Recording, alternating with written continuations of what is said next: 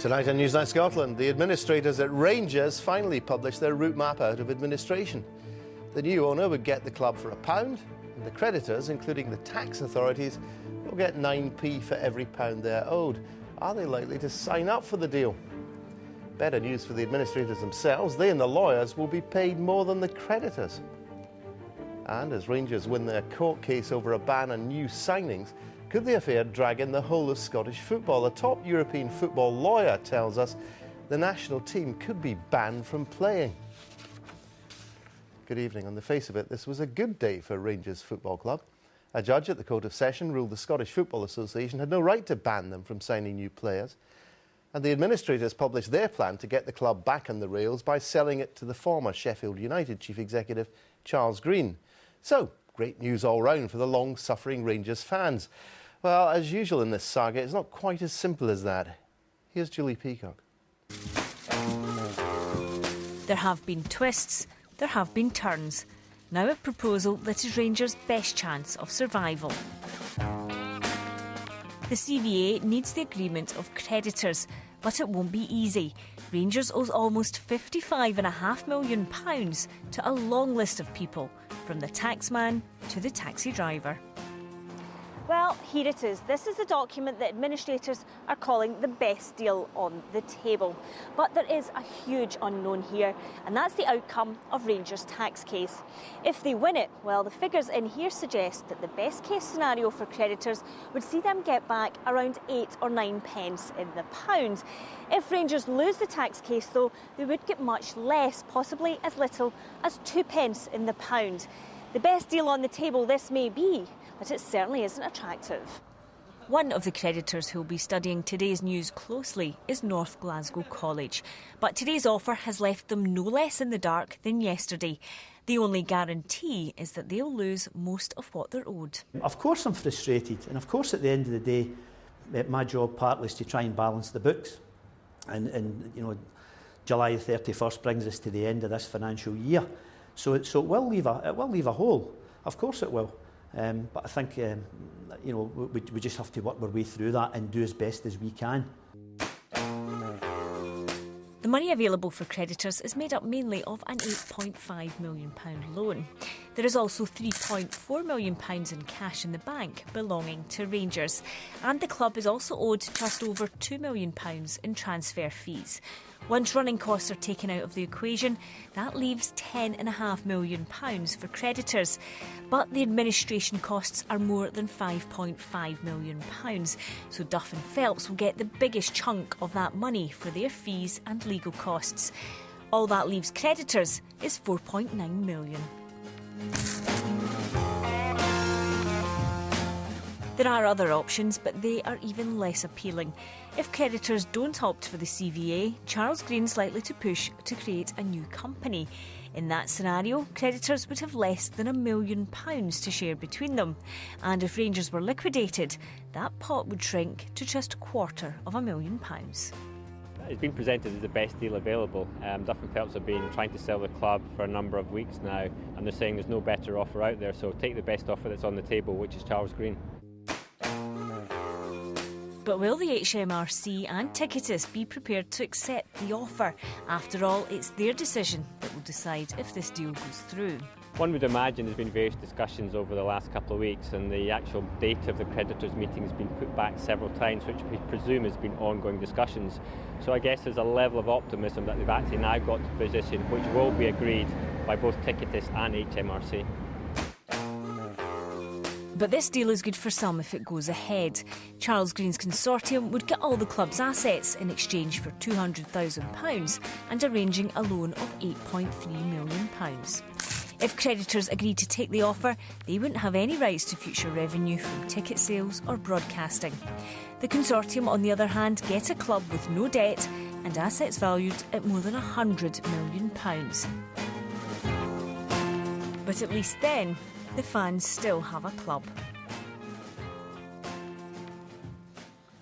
Well, I'm joined now by Tracy Campbell-Hind, who's from TCH Law, which specialises in debt recovery and insolvency, and from London by Professor Chris Brady, a football finance expert from the Greenwich School of Management.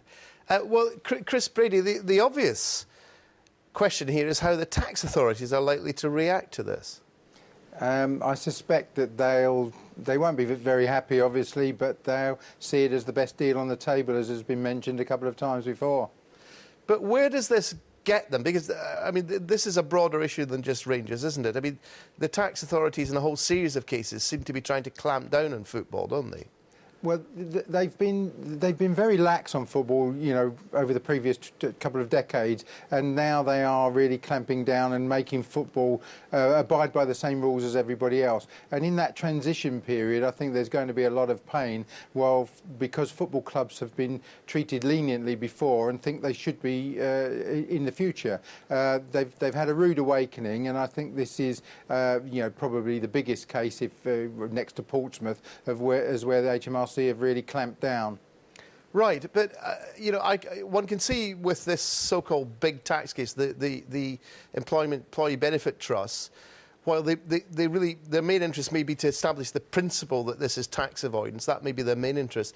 But could they, with credibility, walk away with 8 or 9p in the pound when a company has simply not been paying the ongoing tax that every business and indeed every individual is required by law to pay? Well, I think the points you were making in the lead up to this about the best deal on the table, if they don't take this, you know, then we've got the potential liquidation and sort of worse deals in a sense, and so they may have to bite the bullet on this and just say, well, you know, write it off to experience. Right. Well, OK, Tracy Campbell, you've worked out something quite important, haven't you, which is that really it's only HMRC and Ticketus who matter here. Oh yes, there's only 40, on the figures in the proposal today, there's only roughly 14% that make up the other creditors. So effectively, really, HMRC and Ticketus hold all the cards on the basis of the figures that we have before us today. This is because it needs a 75% yes. Approval to go through. Yes. Right. So basically, if Ticketus and HMRC do what Chris Brady is suggesting that HMRC might do, that's it. This actually works from Rangers' point of view. If they accept the deal, then yes, that's the CVA approved on the basis of the figures today. But certainly, if one or t'other decide against it, then you know the issue is there's only 14% left of other creditors. One of the obvious issues here, is a bit of an elephant in the room, is this so-called big tax case. Yes. Because creditors have been asked, potentially, they may know by the time in 2 weeks' time what the result of this, but potentially they've been asked to make a decision on this CVA proposal now, yes, without knowing what the decision is, yet the administrators have made quite clear no money will be paid out until the decision is known. Yeah, I mean, the creditors are being asked to make a decision with a lot of assumptions that are still to be answered.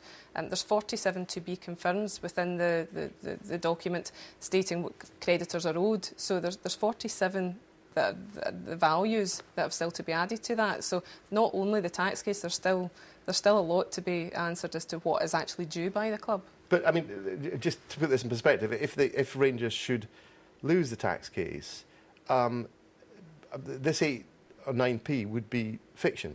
Yeah, that would be devastated. It could actually be in negative figures, depending on what the tax case actually comes out at, what's actually due.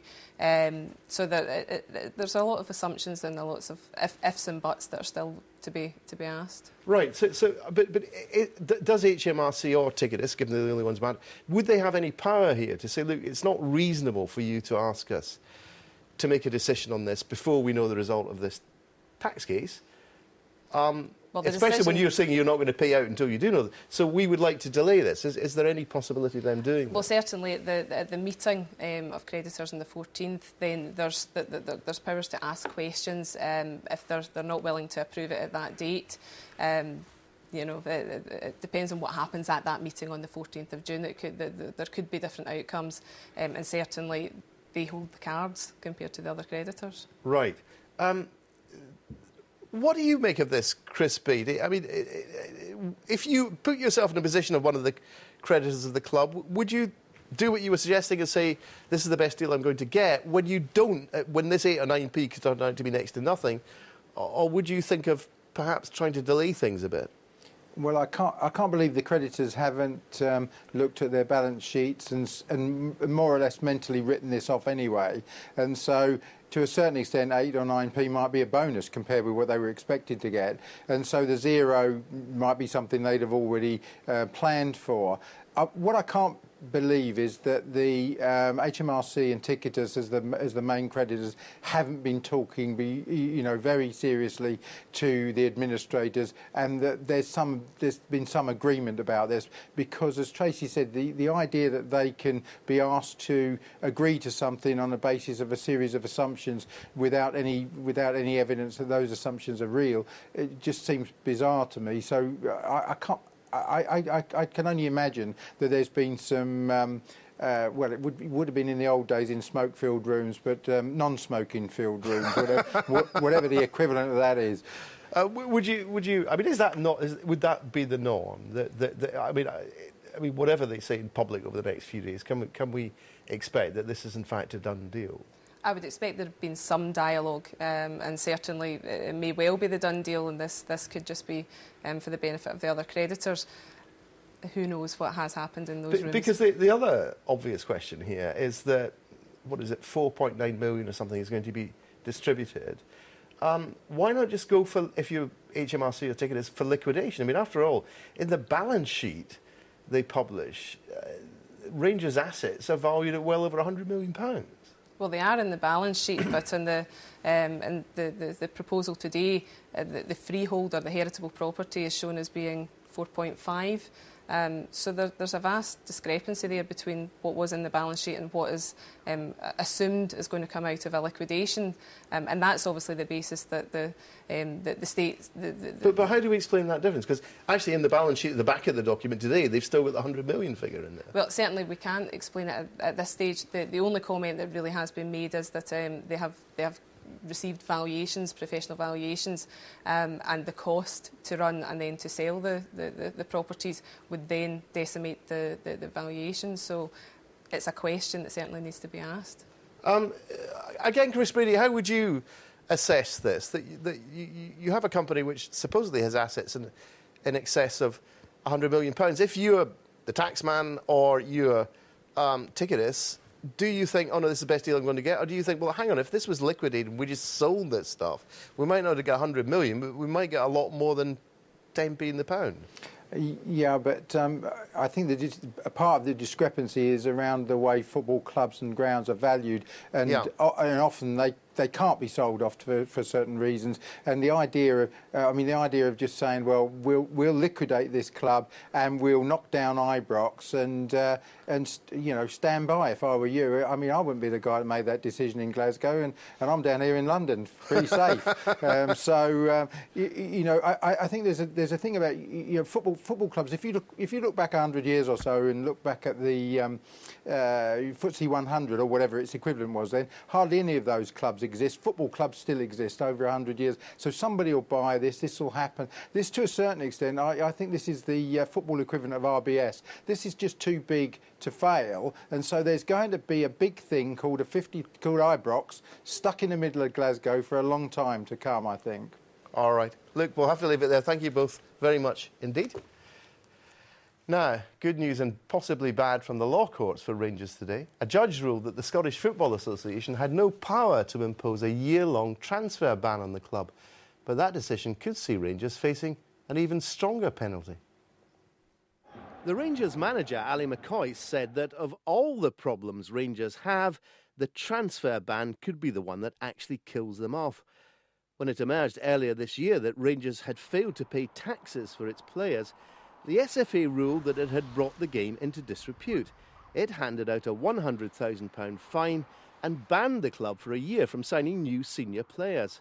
A subsequent appeal was lost. The club challenged the ban in the Court of Session on the grounds that the SFA didn't have the power to hand out such a ban since it wasn't within its rules. The judge, Lord Glennie, agreed and said the ban should be referred back to the SFA's appeals tribunal. The fine stands. But the SFA rulebook might come back to bite Rangers. Some of the options look tougher than a transfer ban.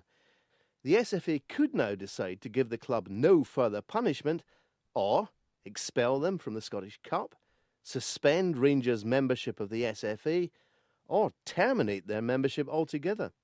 The SFA expressed surprise at today's verdict and say they'll be speaking to their lawyers. The Rangers administrators, Duff and Phelps, welcomed the judge's decision and the club was awarded court costs. Well, Dr. Gregory Ioannidis is one of Europe's leading experts in sports law. He's represented a number of clubs at the Court of Arbitration in Lausanne in Switzerland, and I spoke to him a little while ago via Skype from Thessalonica in Greece. I began by asking him for his assessment of what happens after today's verdict. Well, the matter needs to be decided primarily by the Scottish Football Association. They have two different issues to consider at this point. They have to consider, first of all, the decision of the Court of Session of today. And the second issue they have to consider is obviously the decision by Rangers to take the Scottish Football Association to the Court of Session. These are two separate issues that may indeed bring forward two different sanctions against Rangers. Yeah, the problem is presumably from FIFA's point of view. They said they wanted to stop, or for the SFA to stop Rangers going to a court of the legal system as opposed to a sports tribunal, but that's already happened. Well, I think Rangers actually found themselves in a very difficult predicament in that they didn't really have a choice but to submit an application to the Court of Session today, or last week rather. Unfortunately, the rules of the Scottish Football Association do not allow clubs to take a matter of national dimension to the Court of Arbitration for Sport, and this is exactly the problem that Rangers had to face. Right, so are you saying that as you quite correctly say, the SFA now has to consider the implications of this decision on what sanctions it brings against Rangers for allegedly bringing the sport into disrepute. But on the specific issue of going to court, are you saying that the SFA now will have to, under FIFA rules, take extra sanctions against Rangers? Well, I'm reading the regulatory framework of both FIFA and UEFA, and both of them are quite clear. National federations are obliged to actually take sanctions against clubs who decide to actually submit applications to national courts. It's not a matter of being black or white, it's clear-cut, I would say. Now, what potential sanctions could the SFA face if it doesn't do what the FIFA and UEFA regulations state? Well, obviously, it's not appropriate, and I would say it's rather arrogant to try to predict what the sanctions would be imposed or what would be the sanctions that could be imposed on Rangers. However, all we have to do is actually look at the possible sanctions, and obviously, if you take the transfer embargo penalty outside, then you have the sanction of expulsion, you have the sanction of suspension, and obviously, perhaps the most drastic sanction here would be the sanction of termination of membership. Right, but if the SFA does not take action against Rangers specifically for going to a court of law, what options are open to FIFA to take sanctions against the SFA itself? Well, this is something that I would not like to consider. It's going to be damaging for Scottish football, simply because if the Scottish Football Association decide not to take action against Rangers in relation to for Rangers submitting the application to the Court of Session, then FIFA can actually penalise both the Scottish Football Association and the individual clubs and the national team of Scotland and impose an international ban on all of them. Right. Have there been examples of this in the past? You said in the recent past there have been examples. Well, there have been examples. One example is obviously the example with Sion FC, and obviously the Celtic fans could actually remember this case very well, as Celtic were also involved in this dispute. There have been threats of actually international bans. There have been threats against, I can remember recently, against the Hellenic Football Federation. Whether FIFA will decide to apply such a ban on a national federation, it depends really on the political decision-making that FIFA would like to touch upon. All right, Luke, Dr. Ioannidis, thank you very much indeed. You're welcome. Quick look at tomorrow's front pages, starting with the Scotsman leads on Rangers. Rangers creditors set to lose 90% of their cash, it says. The Herald. We've got the Herald, there we are, same story. SFA fury as judge throws out Rangers transfer ban. Club now facing the prospect of fine, suspension or expulsion, as Gregory has just been explaining there. Scottish Daily Mail, Rangers Day of Chaos, it says at the top. Then drugs shame of over 40s. And the Times leads on Syria, the tipping point, it says. That's all we have time for this evening. I'll be back in tomorrow. Until then, from all of us in the programme, good night.